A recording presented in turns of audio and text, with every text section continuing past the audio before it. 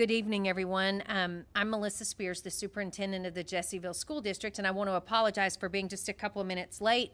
We had every intention of starting at 5:30, and we had a few last-minute technical difficulties. So we thank you for joining us for our Title I annual public meeting. If you're joining us through YouTube, please go into the comments section and post your name and tell whether you are a parent, guardian, student, staff, or community member, please. We are required to keep a documentation, a sign-in sheet. So if you can do that, that would be great. We are recording this meeting, and we will be posting it to our district website later in the week. As we go along, if you have questions, if you'll also post those in the comments section, we'll try to address your questions. So the purpose of our meeting tonight is to talk to you about our Title I program and our federal programs. So the purpose of Title I participation is so that we can make sure that every student that comes through the doors of Jessieville has a fair, equal, and significant opportunity to a high-quality education, and that they are able, based on the dollars, the money that we spend through the Title I program, to reach the readiness standards on state assessments. Our Jessieville Elementary and middle schools are both school-wide schools, which means that we have a lot more flexibility in how we spend our money in those schools, and we can benefit every student with those dollars. The high school is a targeted assisted school at this point, and our spending in that building is targeted to our lowest achieving students. Our goal is for next year to hold the required meetings and complete the required paperwork to move our high school to a school-wide Title I school as well, so that gives us a little more flexibility in that building. There are some requirements of Title I, and the Part A requirements are that any programs that we pay for with our Title I dollars have to be based on effective means of improving student achievement. So it has to be something that has been shown to be effective in raising student achievement. We have to spend dollars on strategies that support parental engagement in our buildings. Within those federal programs, we also receive Title IIA money and Title IV money, which we are allowed to transfer those dollars into Title I and then spend those dollars just like all other Title I dollars. Our allotments for the 22-23 school year for Title I, we received $454,317.51. That was our allotment for this school year. Title II, we transferred $35,263.85 into Title I. And Title IV, we transferred $37,210.21 into Title I. Any of our interventions, any of our programs that we pay for through Title I Part A, all of those are included in our school improvement plans. And I believe we've got a link here that will take us to our school improvement plans. Those are located on the Jessieville School District website. So those can be found under departments, curriculum and instruction, and then school improvement and literacy plans. So you can find all of those plans there.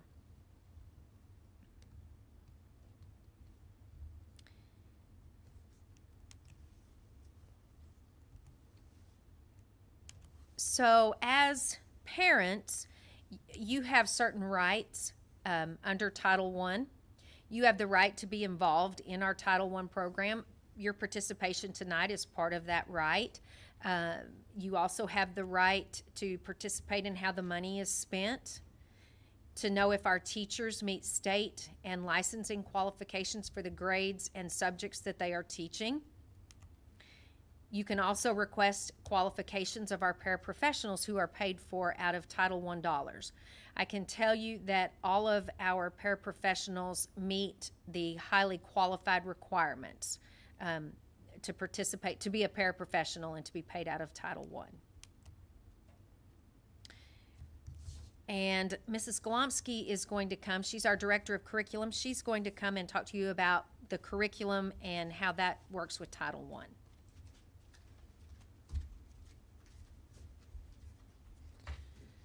Good evening. I'm Kendall Golomsky, Director of Curriculum. Our curriculum, we have kindergarten through 12th grade. We're fully implementing the Arkansas State Standards. There will be new standards released this summer for math and literacy, along with social studies. So we will start implementing those in the fall. For science, we have next generation science standards being implemented in kindergarten through 12th grade. We purchased new curriculum this year for our literacy program for kindergarten through 5th grade. It's CKLA, which is Core Knowledge Language Arts through Amplify. For 6th through 12th grade, we have purchased a program called StudySync that is available for our students. It has more of an online platform. And then Reveal Math is our math curriculum for grades 3 through 12. We will be implementing grades K1 and 2 in the fall for Reveal Math. We offer digital learning courses in the high school. All of our students have devices 1-to-1 in K through 12. And we also allow our students to earn community service learning credit as freshmen, and by the time they are seniors, they can graduate with 1 high school credit for community service. Our student assessment, we screen our students for literacy readiness and dyslexia screeners in kindergarten through 2nd grade called DIBBLES. We also do what we call MAP assessments. Those are interim assessments that you're probably familiar with. We do a test in the fall, in the winter, and in the spring through NWEA. K-12, they take the reading, language, math, and science exams. We also use STAR reading in kindergarten through 8th grade. Twice a year, parents should receive a notice letting parents know what their reading level is of their students. And then we also use Accelerated Reader, or AR, some of you may be familiar with. Common formative assessments for our grade levels.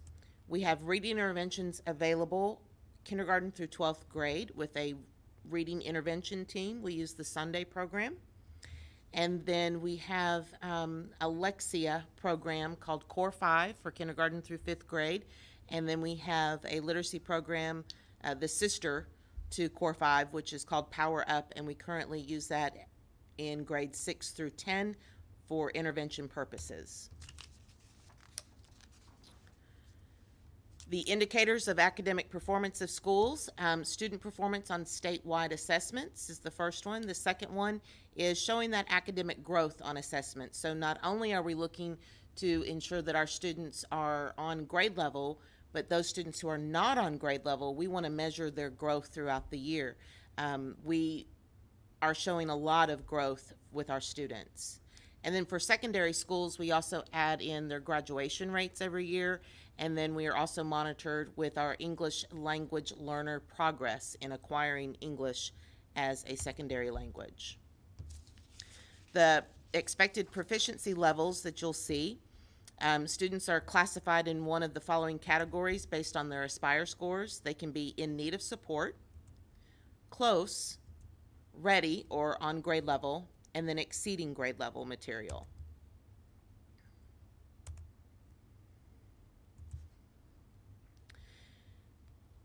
Several years ago, the state of Arkansas introduced a website known as My School Info, and this website that I'm going to take us to allows anyone in the state to look up the statistics regarding their school district, and you simply go to My School Info, and then you put in the school district that you'd like.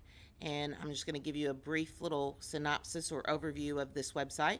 You can see our main information for our district is located here. Tells you who our school board members are, our enrollment, who our representatives are, our senators, and then, of course, a map of our school.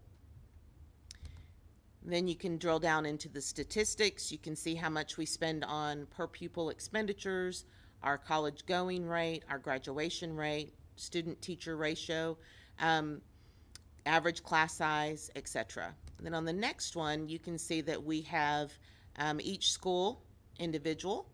You can see the enrollment here, and then you can see the letter grade that the state assigns to each school per year. This is last year's information that we're sharing with you. And you can see here that Jessieville Elementary was a C, Jessieville High School was a B, and the middle school was a C. All of these schools were very close to having a B status. On the last tab, you can see here where we have different reports. You can go in and search for our different school report cards for every year. This gives you more information about graduation rates, the college readiness, our overall school performance, teacher quality, and then retention. If you're a data person, this is definitely a site for you. You can go to the top and export it, make it into a PDF. It gives you some more information about the definitions. This is our school student quality index.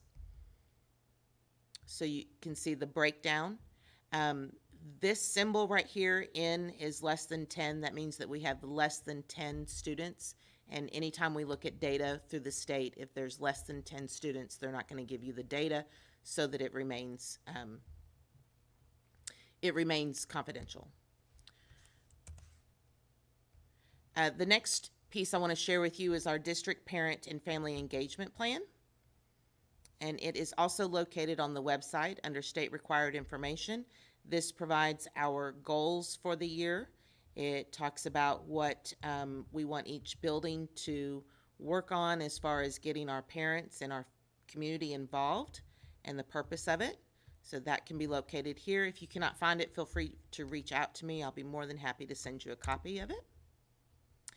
If you have any questions or comments, again, this is Melissa Spears, Superintendent. This is her email address, and then that is my email address. And if there are no questions, then we will go ahead and wish you all a very happy, relaxing spring evening. And we thank you for joining us tonight, and we will be starting our annual report to the public meeting shortly. So thank you so much.